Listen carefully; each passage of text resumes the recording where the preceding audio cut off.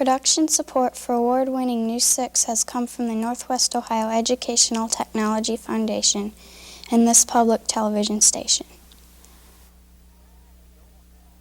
Hi, we're the 6th grade classes from Bellvue Schools, home of the Redmen. Welcome to News 6. Today on News 6, we'll take a tour through Bellevue's past at the Bellvue Heritage Museum. We'll get a close-up view of the trains of yesteryear at a famous railroad museum, and we'll visit a restaurant that's known for its fine food and its remarkable history.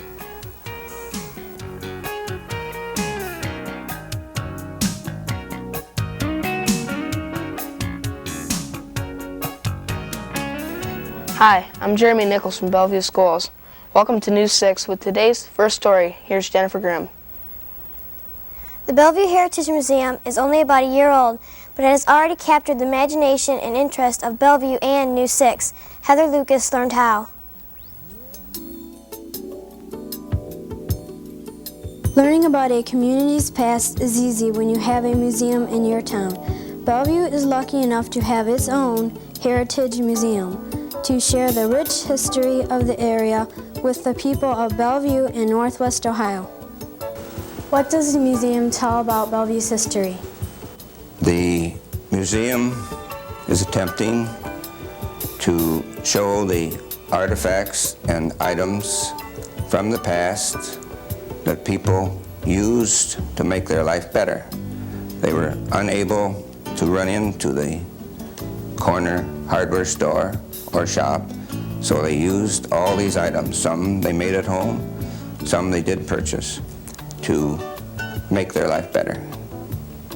And we are trying to preserve them for everyone today and the future to see and value and appreciate. In our opinion, the oldest, a 1790 hog plow that was pulled by 2, 4, or 6 teams of oxen usually to dig up the raw prairie is one of the most valuable items. Another would be the Indian arrowhead collection. Some 500 arrowheads in a glass case, and it also has one arrowhead that's 7,000 years old. They were all found in the Bellevue area. The trombone with valves is unusual for those interested in musical instruments. Most trombones slide rather than having valves. Another is a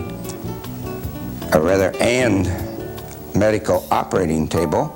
Goes way back to about 1890, and with stirrups and all, and it has an unusual feature, a drawer that slides either way, where they kept their instruments, hopefully sterile, as they needed them.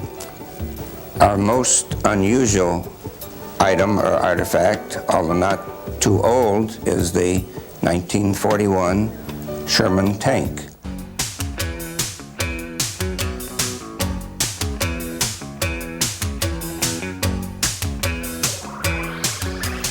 Today's show is being produced by the 6th grade classes at Ellis and Lime Schools in Bellevue. The town is located about 42 miles southeast of Bowling Green.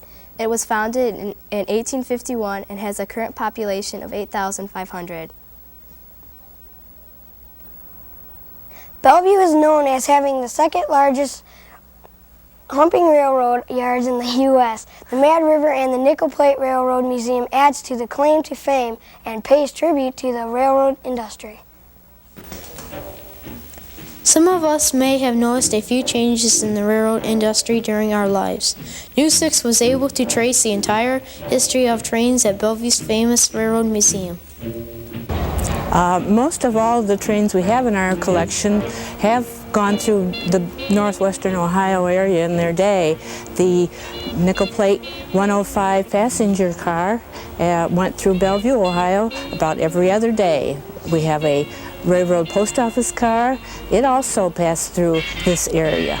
The freight trains that we have, nickel plate box cars, several cabooses we have are nickel plate, Norfolk Southern, those all passed through Bellevue at one time in their day. How did you manage to get such a large collection of trains? Each car in our collection has a story all of its own, how we acquired it. Our first car was the yellow caboose you see right behind me, and we asked for a donation from the Norfolk and Western Corporation. And several of our cars and our diesel locomotives have come from Norfolk and Western by asking them for a donation. Some we have purchased. We've bought our passenger equipment through Amtrak, one at a time, and by fundraisers and by donations. The most unique car in our collection is the Silver Dome. It was the very first dome car that was built in the United States. It was built originally as a coach, and then they decided it would be a great thing to go through the Northwest and go through the mountains and be up high and see the scenery. So they secretly redesigned this coach and built the dome on top of it. How have trains changed throughout history? Trains have changed in several different ways. Some of the few are the big thing, the steam engines are no longer. There are now high-powered diesel locomotives that pull the trains. The cabooses is the big change. They no longer put the cabooses on most of the trains anymore. The communications is entirely different. It started out with a telegraph system, and now they've gone to computers for communication. What do you hope the museum will do for the community? We hope to achieve 2 or 3 different aspects. For one, of course, it brings tourism to the city of Bellvue, and tourism itself is an industry. Also, we hope that we can educate everybody on the importance of railroads in the United States and principally in Ohio, so that we can have more railroads, even so much as more passenger trains. It's just a wonderful way to travel these days. Eating in a restaurant is always fun, but it's even more fun when you're surrounded with history while you eat, as News 6 found out when we visited McLean's historical Irish Inn in Bellevue.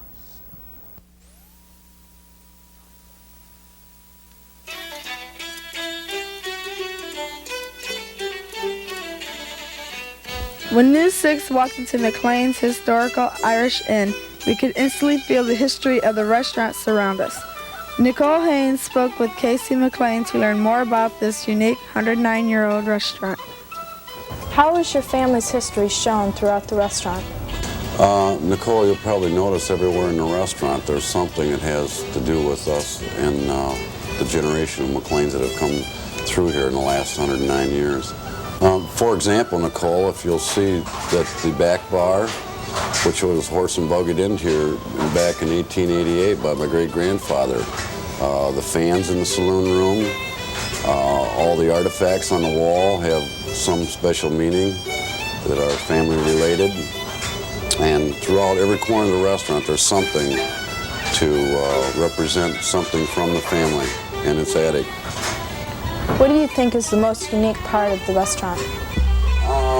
I would say the Hunter fan system, which really is not the Hunter fan system, but it was bought in 1903 by the Hunter Fan Company. And they did, in 1985, they did an international study of our fan system, which is belt-driven, and found it to be the oldest existing in the world. Why do you think the restaurant is so popular around this area? Well, along with the atmosphere and everything else that it lends, I think number one is the food's good. And we give a good serving, and the people are well pleased with the way we present our meals. And my brother and I, Mark, are always here to make sure that things go right for you.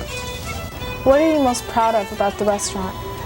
Nicole, I think that would have to be the transition that has occurred over the last 15 years that my brother and I have operated the once saloon, which is now one of the most reputable restaurants in northern Ohio.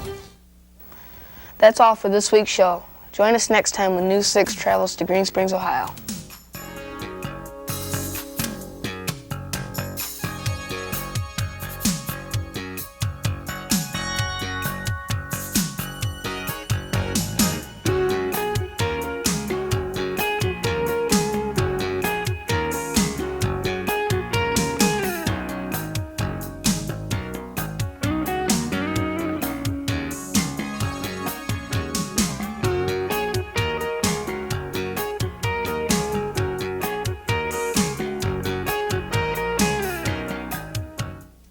Production support for award-winning News 6 has come from the Northwest Ohio Educational Technology Foundation and this public television station.